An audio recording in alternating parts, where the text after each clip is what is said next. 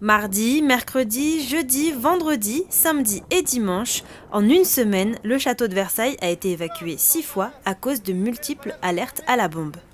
On était en cours tout simplement au château de Versailles et à ce moment-là on a entendu une sonnerie nous demandant de sortir, puis le personnel est venu nous indiquer la sortie et donc on a suivi le monde en fait. On avait fait même des pronostics pour savoir si notre cours allait justement durer toute la journée ou si on allait être évacué avant, donc voilà.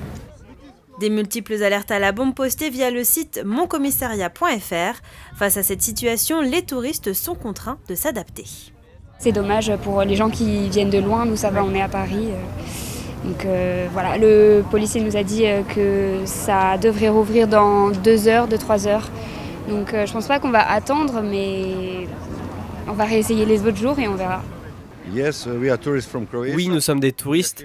Nous venons de Croatie. Nous sommes là pour quelques jours et nous attendons pour pouvoir aller à l'intérieur du château de Versailles.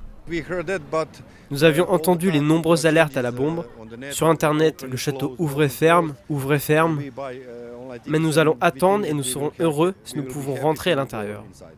Je ne vais pas pouvoir aller au château de Versailles maintenant parce que j'ai une réservation pour aller visiter la tour Eiffel, mais je vais peut-être revenir demain.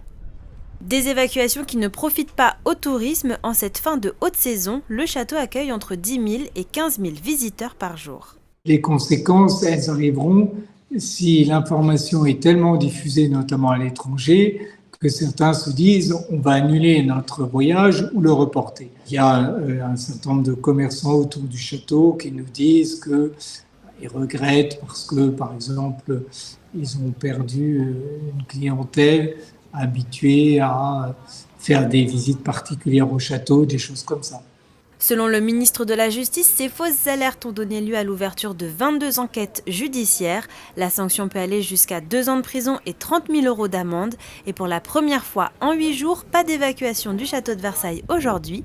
Normal, le site est fermé au public comme tous les lundis.